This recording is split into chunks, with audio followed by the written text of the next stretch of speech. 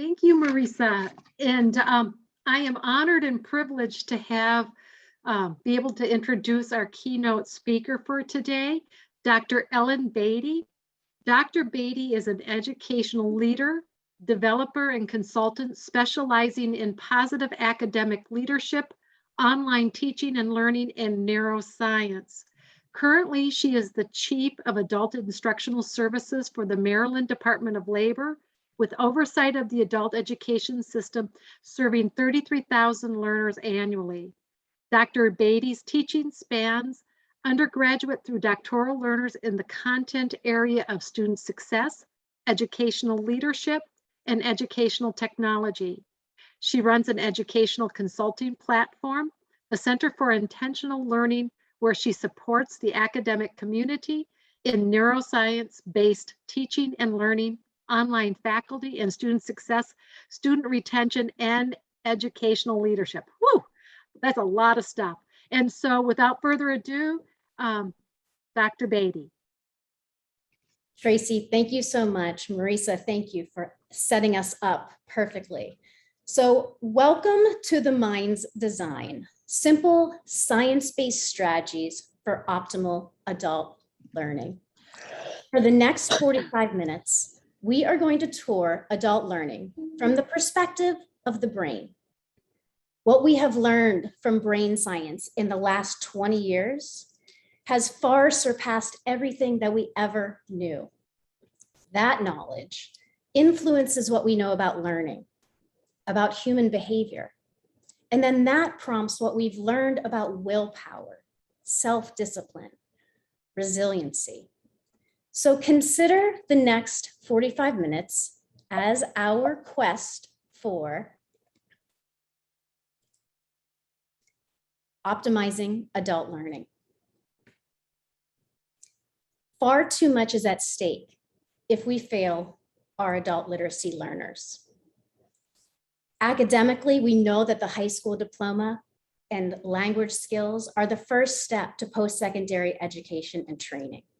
Professionally, our knowledge-based society emphasizes higher level cognitive skills. And personally, we know that students with low literacy have less chance to live a healthy, financially stable, happy life.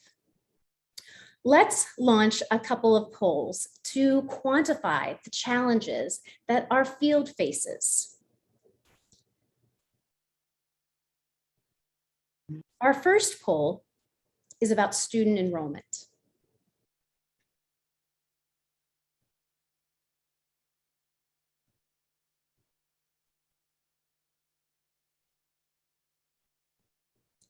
Marisa, can we launch our poll?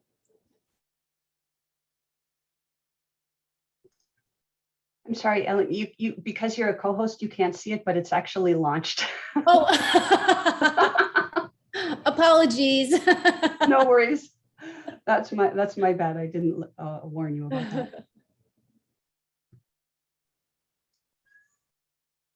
Right. Just Can a we couple show more the seconds results? here. All right. So it looks like most people have been able to. All right. So here we have our results. Looks like 35% are saying declined, 34% are saying increased, and then a few people choosing the other options. Okay, well, believe it or not, those of you who chose significantly declined are correct. In the year 2000, our total enrollment in federally funded adult literacy programs was 2.6 million students. By 2019, that number had fallen to 1.1 million, a decline of more than 50%. That should raise some questions because we certainly know that the need for our programs has not declined like that. Our second poll that we're going to launch is asking about MSG gains in the most recent year, according to NRS data.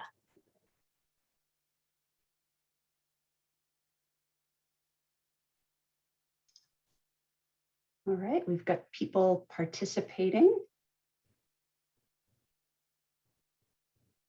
What percentage of adult education learners made educational functional gain in 2017 to 2018?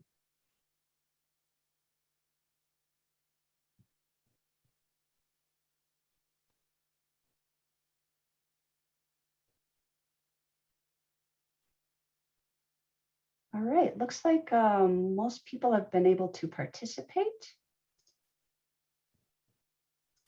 So And what is share our winning response? Or sharing the results here, it looks like 47% of folks said 37%. The next choice was 46 and downwards from there. 46% is correct. In the most recent year that we have data for, 46% of our learners made a measurable skills gain in an entire year.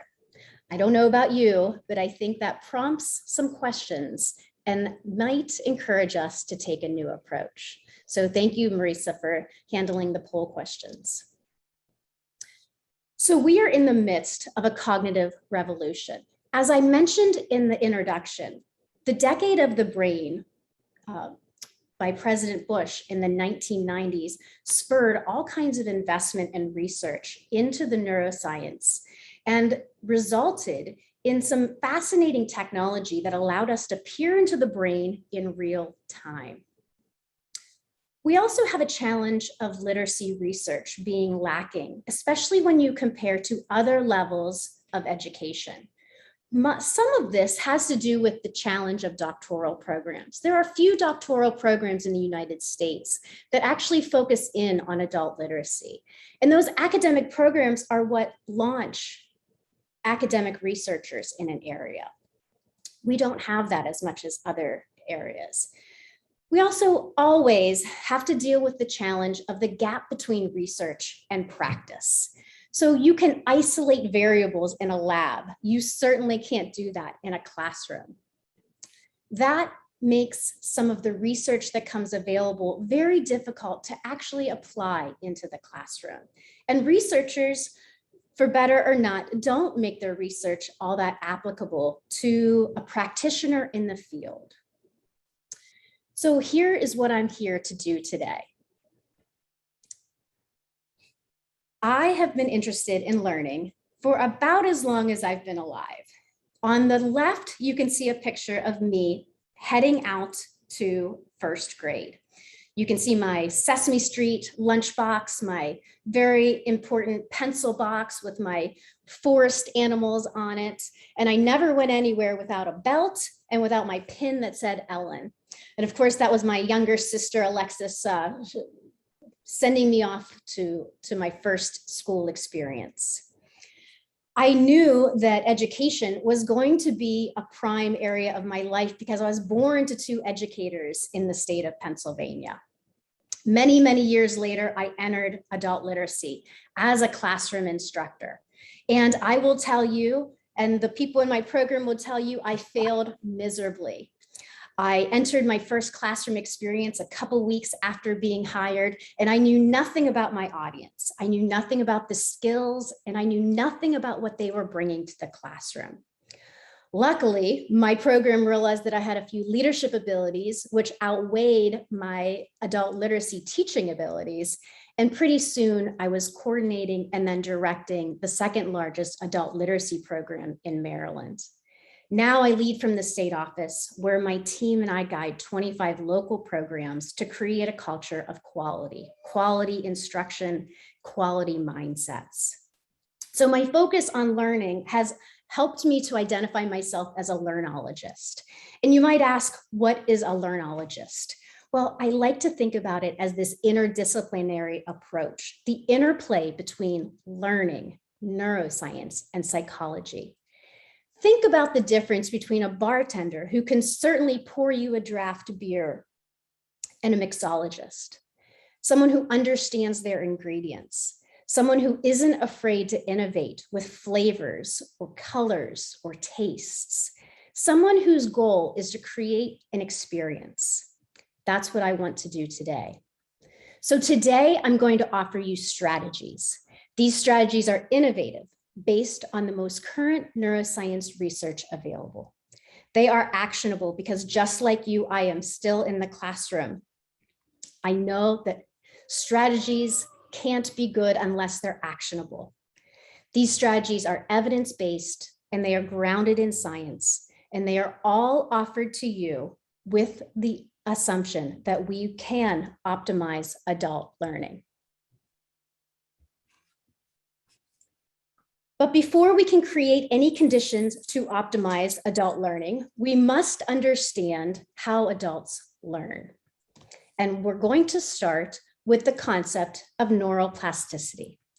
Neuroplasticity is the brain and nervous system's ability to change. It can be adaptive, and we can see adaptive examples when we learn a new skill, a new motor skill, new knowledge. It can also be maladaptive through injury or trauma. Interestingly, the brain and nervous system is not only capable of change, it was designed to change. And we can see that so very clearly when we take a look at the difference between developmental plasticity and adult plasticity. Developmental plasticity, we're talking about the ages between birth and 25 years. We have space between our neurons when we are that age. There are many connections in our brain, but they're very loosely wired. As we grow, our brain customizes itself to our experience. Synapses are refined, they are pruned away when we no longer need them, they are strengthened with activity. You can think about a developmental brain as a forest with a bunch of trees everywhere, maybe a couple of paths, but certainly no superhighways. And for those reasons, children and in developmental stages, they learn very quickly. They can learn passively, and they can even learn from a singular experience. On the other hand, adults, and we're talking about 25 years and up, adults still have the ability to have neuroplasticity. Now, we didn't know this before the decade of the brain. The decade of the brain was one of our first glimpses into the idea that the adult's brain can change throughout their lifetime. So we've heard fire together, wire together. That's this idea that connections that are used get strengthened, and connections that don't get used get pruned away. That is still true in adulthood, but it looks very different. One of the ways that it looks different is that the recognition of change, a desire to change, is the first step in adult neuroplasticity.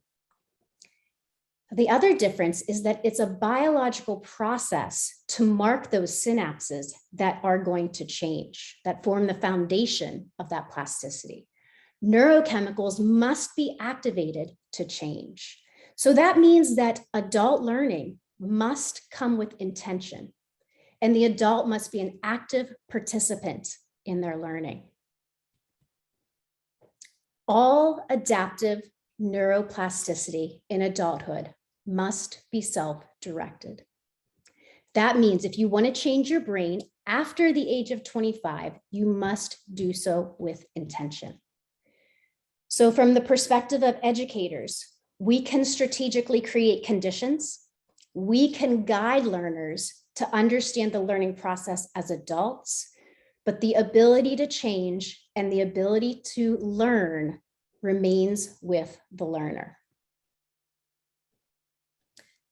So I want to get into a little bit of nitty-gritty of the essential neurochemicals that open up plasticity for change. The first is epinephrine. It's released from locus coeruleus in the brain. Epinephrine is the same chemically as adrenaline. Adrenaline is what they call it when it's released from our adrenal glands. Epinephrine is what it's called when it's released from our brain. We also need acetylcholine. We need acetylcholine released from two different regions of the brain.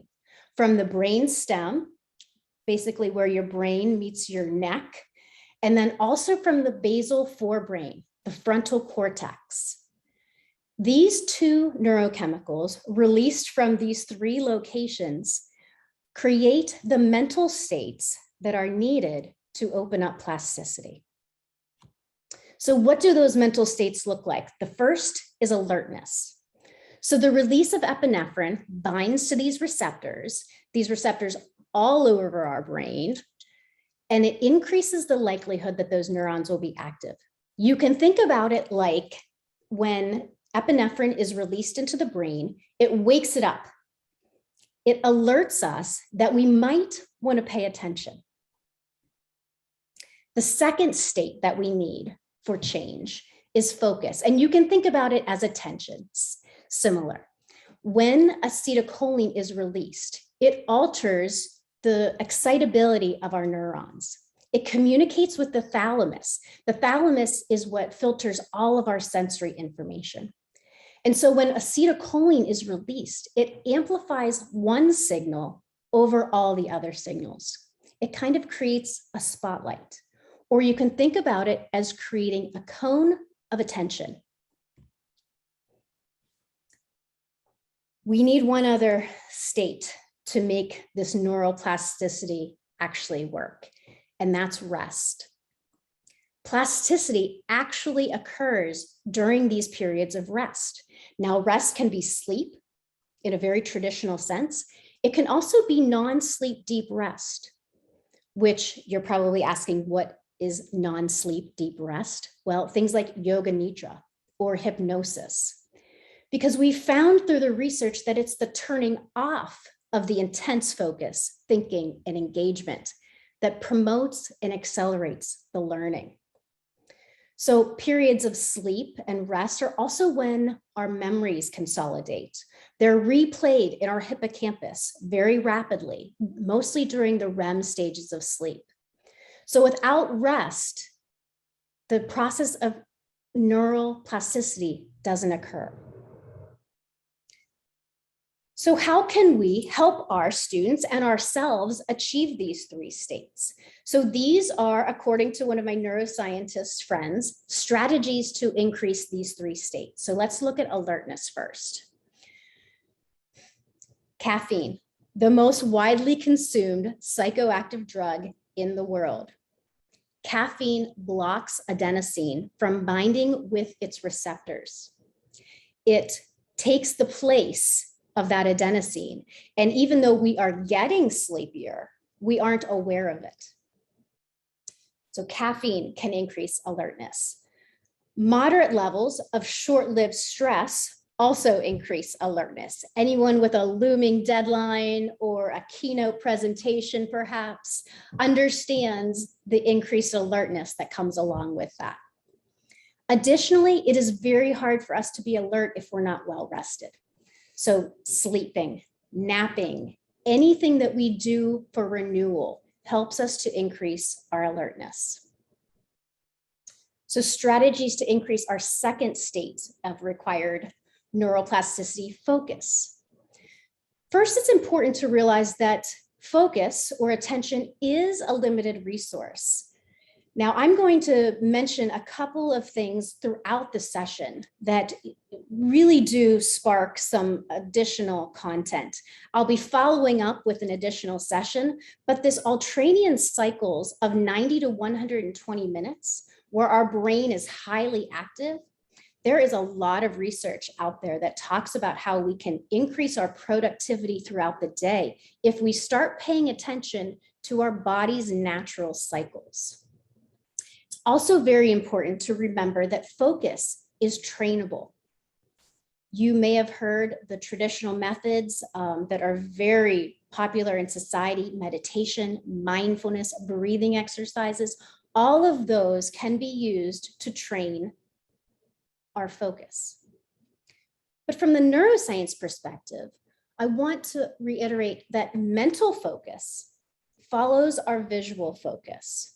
And you can think about it like this: our visual system and our systems of focus in the brain are very highly connected. So visually, you can choose to look at a large landscape, or you can choose to focus your attention in on a very specific point.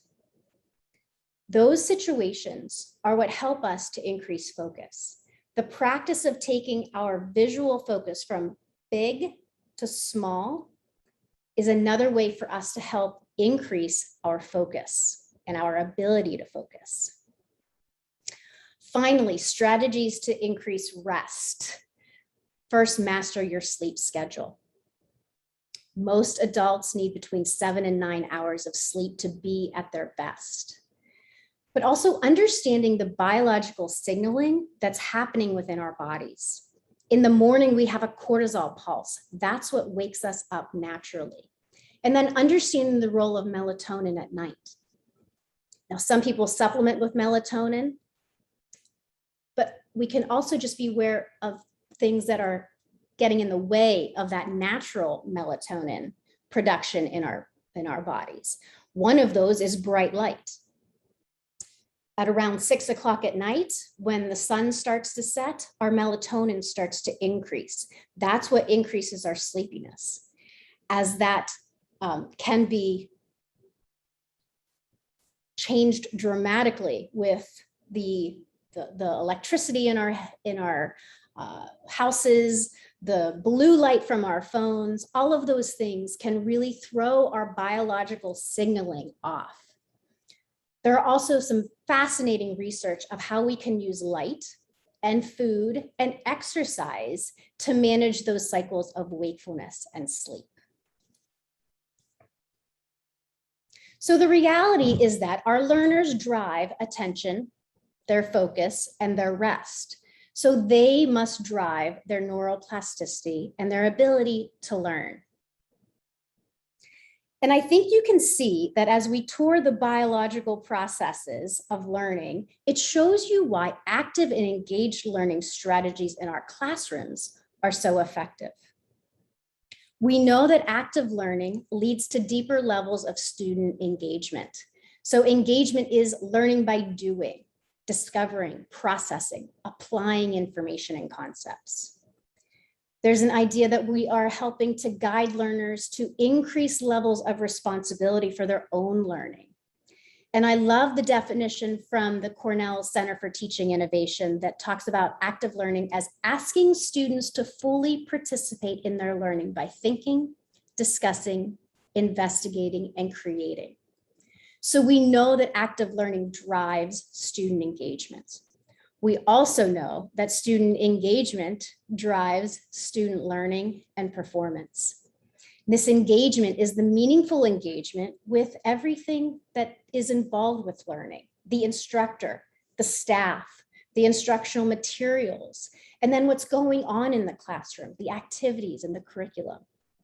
We can think about student engagement from 3 different dimensions, but it all comes down to this, that the energy and time that students devote to their educational, purposeful activities is the single best predictor of their learning or their professional development. So until now, we've talked very generally about the learning process within the brain. I've talked about how we need alertness and focus and rest to actually drive adult neuroplasticity, because without those 3, learning can't be optimized. And quite frankly, any real change is not likely to occur. So now I'd like to take that science, along with some evidence-based strategies from some cognitive neuroscientists, to talk more practically about implementation, moving from knowledge to implementation, doing my small part to minimize that gap that we talked about, the gap between the solid scientific academic information and research and our student and classroom interactions. So we know that the student drives the process, but that doesn't mean that we can't extract some very important strategies that help us to first allow students to know that they do drive the process, and then to help create conditions under which our students can be alert, focused, engaged, changing, and learning. Our adult students often suffer because they can't see the can.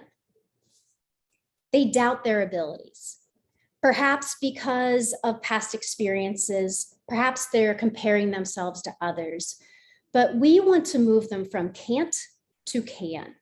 Because if we can shift that perspective, we can give them tremendous power of personal growth. And we can allow their true ideal selves to come into view. So first, I'd like to talk about motivation and willpower. I want to talk about the myth of motivation. The myth of motivation tells us that motivation leads to success. Now, I think we all know that getting motivated and staying motivated are two very different situations. The motivational trap is this idea that I'll wait for motivation to arrive before I get started. But what we don't understand, and what many of our students don't understand, is that motivation is not the cause for action, but it's often the result of action. Students often feel that something's wrong with them if they're not motivated. We need to talk to them about this myth of motivation. And one of the ways that I love to do that is talking about the evolution of willpower, because the way that we've understood that is so very interesting to me. In the 1960s, there was a lot of research, a lot of interest in why do some people seem to be able to delay gratification and other people can't? So those famous experiments with marshmallows out of Stanford University. Can young students under the age of about 6, can they delay gratification? In the 1980s, we followed up on those students. Well, not me, you saw the picture of me in the 80s, but people were following up on those students. And it was found that the students who at a very young age could delay gratification had much better life outcomes, higher SAT scores, higher GPAs, less drug and alcohol abuse, more social connections, wonderful things. That prompted us to want to see willpower as a skill. Because if we saw it as a skill, then we could teach it, we could train it. But there were quite a few people that said, well, motivation, willpower as a skill, it just doesn't make sense. Because if I have a skill, skills are constant. If I can ride a bike today, I can ride a bike tomorrow. Doesn't seem to be the same with willpower. So another round of really interesting studies, this time out of Case Western. Undergraduate students sat in a room, given a bowl of warm, baked, fresh out of the oven cookies and another bowl of radishes. One group of students was told you can eat whatever you want. The other group said, no, you have to eat the radishes, even though we know that those cookies smell really good.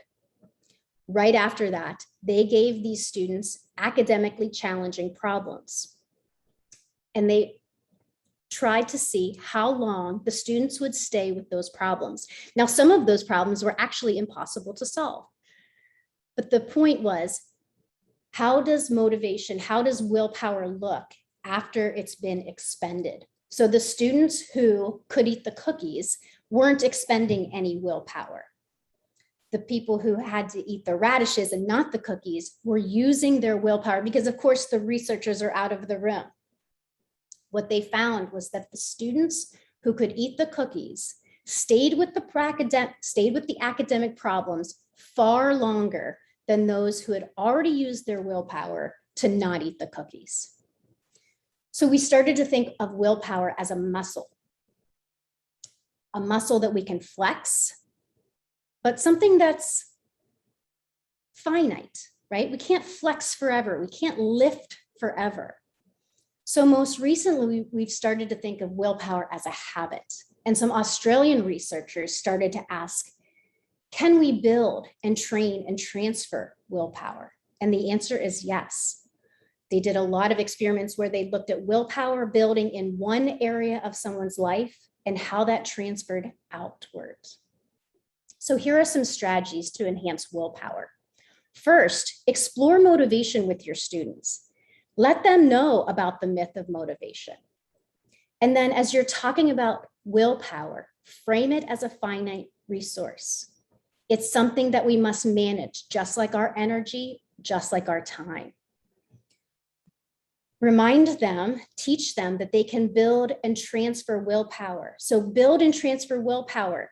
Build it in an area that is easy for you, and then transfer it out elsewhere.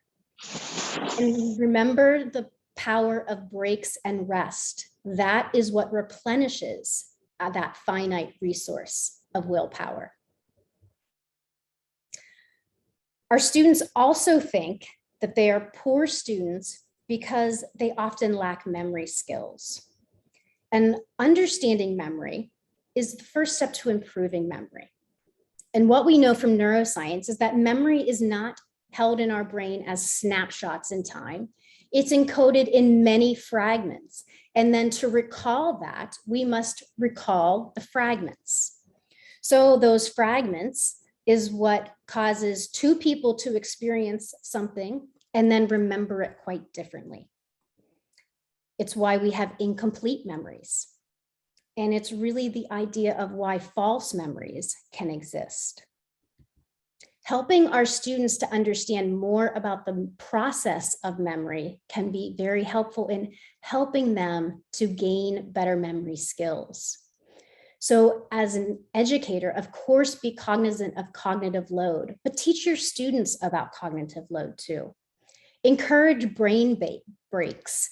A walk around the building in the evening can do wonders for learning. Teach students how the connection between learning and memory is very strong. And for those things that they're trying to memorize that aren't meaningful to them, look up, you can Google these memory strategies and teach them to your students. Because by teaching them to master their memory, to make it better, we are providing them with an extraordinary life skill. So finally, and this speaks back to one of my failures in my very first adult literacy course that I was teaching. I wanted them to summarize and critically think and be creative and innovative. And I was missing a key part of what we now know about higher level cognitive skills. And that's that it starts with factual knowledge. Factual knowledge actually starts with memory. And factual knowledge must precede these higher level cognitive skills. So factual knowledge creates better readers. It provides background knowledge. It allows people to more easily chunk information, which helps them get information out of their working memory so they can take more in. It also helps us to relate ideas. Factual knowledge also creates better thinkers because we solve problems with memory first. And it's far easier to learn new skills on top of old skills. So here are some strategies for our factual knowledge. Help students learn the background knowledge and make sure that's in place before we are asking for critical or creative thinking or problem solving. We all know as educators that deep knowledge beats shallow knowledge, but shallow knowledge beats no knowledge. So encourage wide, varied, yet level appropriate reading.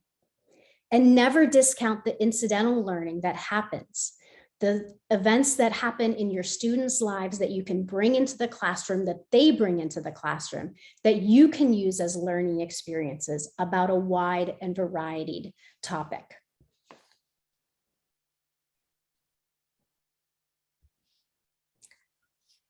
Our learners also are prompted to come to our programs because they're seeking change. Maybe a change in opportunities, a change in lifestyle, certainly a change in knowledge. And if we can help them become very skilled at the change process, then we're teaching them something invaluable. Now, I know that we always talk about SMART goals. We are a nation obsessed with SMART goals, but there's a lot of challenges with SMART goals, right? First, people who are successful and people who are not successful often have the same goal. While goals can create a wonderful North Star for our students doesn't often create an actionable plan. So instead of goals, I encourage you to think about behavior, because it's the small decisions, choices, actions that we take on a daily basis that really influence our lives. Believe it or not, some research out of Duke tells us that 40% of our daily activities are habits, which to me says that changing our habits can change our life. Now, luckily for us, neuroscience provides a lot of answers around habits, which is, by the way, one of my favorite topics. So the neuroscience of behavior change, we're just going to talk very briefly about these. The first fact about neuroscience of change is this foundational idea of plasticity, right? We know that plasticity can happen through all stages of life.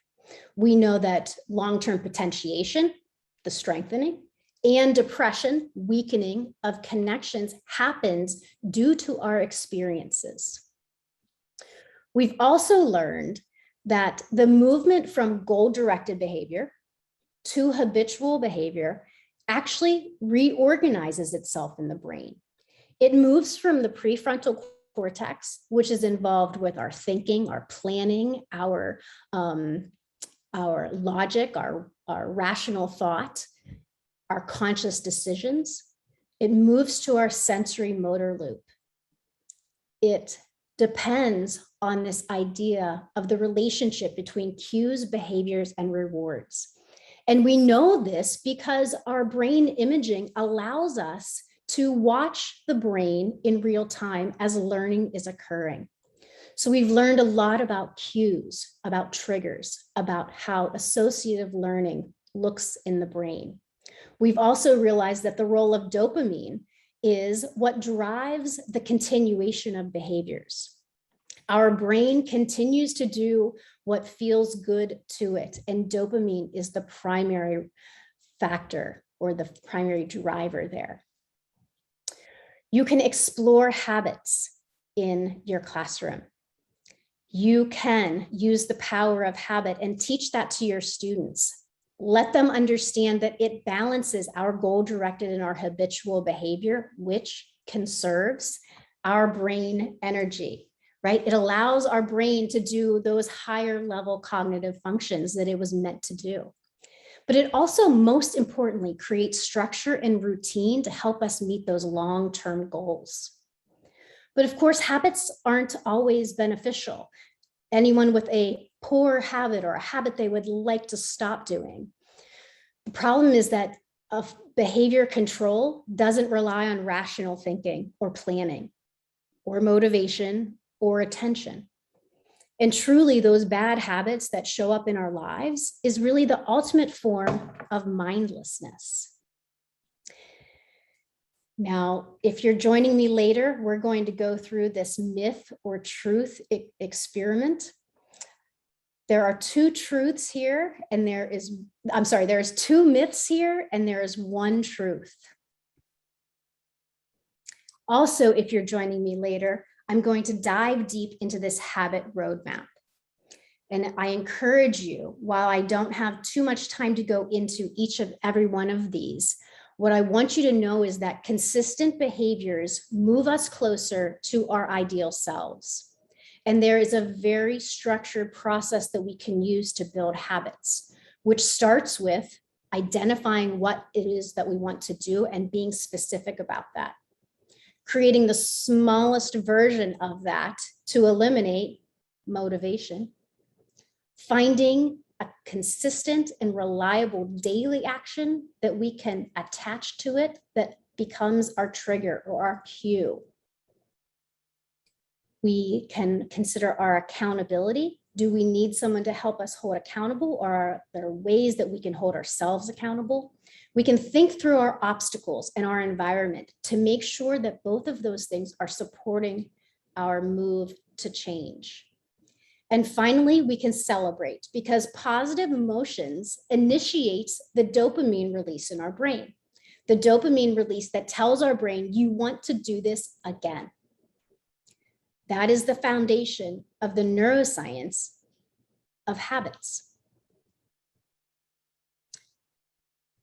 So we've talked about creating students that are capable.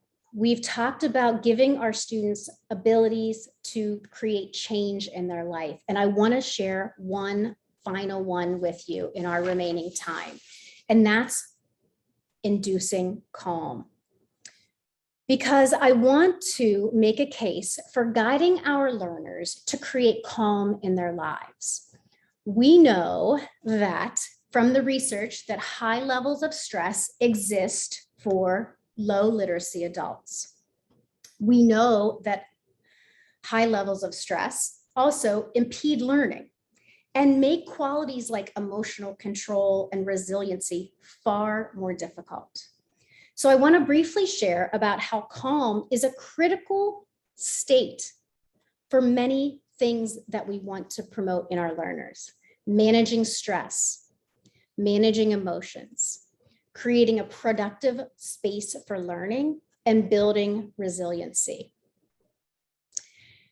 Now, if you've seen me present at COABE or other places, you know that stress and resiliency is also one of my favorite topics. I love thinking about stress as this highly nuanced, orchestrated response to a real or imagined threat or challenge, and that it includes biological, behavioral, cognitive, and emotional elements from one of my favorite neuroscientists out of Australia, Dr. Sarah McKay. We can help students by helping them to understand stress.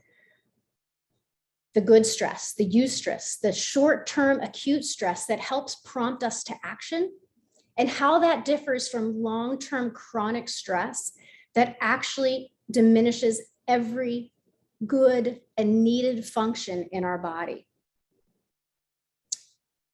The keys to this healthy approach to stress is to learn how to turn off that short-term stress response when we need to, right? When it is no longer serving us, and to avoid chronic stress.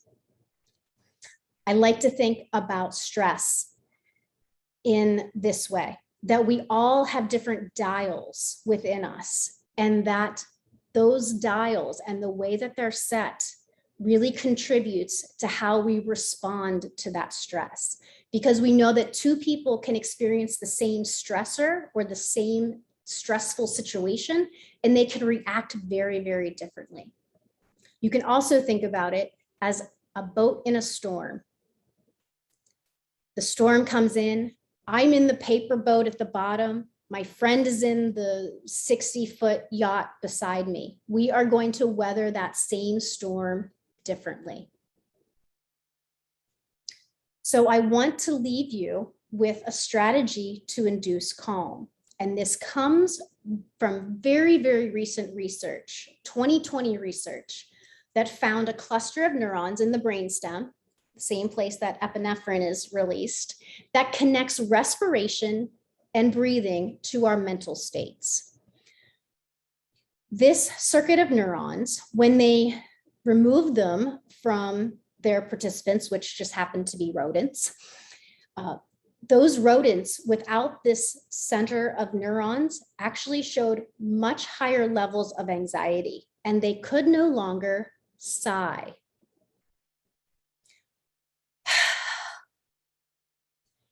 So I want to offer you, and I want you to offer it to your students, the fastest neurological way to induce calm.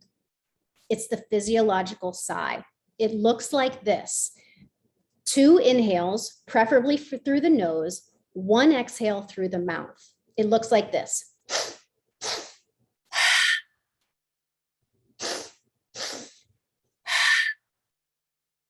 2 or 3 rounds of that breathing technique will start to induce calm in the fastest way that we know that's possible.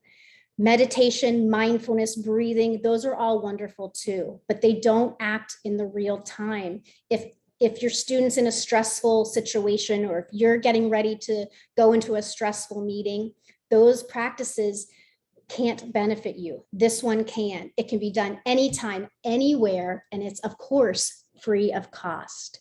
These kinds of tools that we can offer our students are incredibly helpful and help them to build resiliency.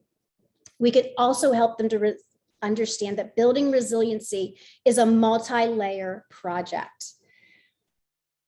Our genes, our hormones, our nutrition, how well we're taking care of ourselves influences our resiliency. So much research out there right now about the outside in influences in our resiliency, our social support systems. And then the cognitive, the emotions, what we're thinking, what we're feeling, the top-down elements of building resiliency, which is why I started with the ideas about building more capable adult learners. I hope you've enjoyed our time together. The Minds Design, simple science-based strategies for optimal adult learning. I would love to connect with you. Marisa is going to share in the chat box a newsletter that shares some of my favorite tidbits from my session, but also ways for us to connect. We can connect through LinkedIn. My information is right there. You can follow me on Twitter, but most of my academic research is centered on the Center for Intentional Learning. You can find us on the web, you can find us on Instagram and on Facebook, but that's where I'm trying to minimize that gap. And I thank you so much for being fantastic participants today. I can't wait to follow up with the next session and hear more from you. So thank you so much for your time. It was an honor to be your keynote speaker today.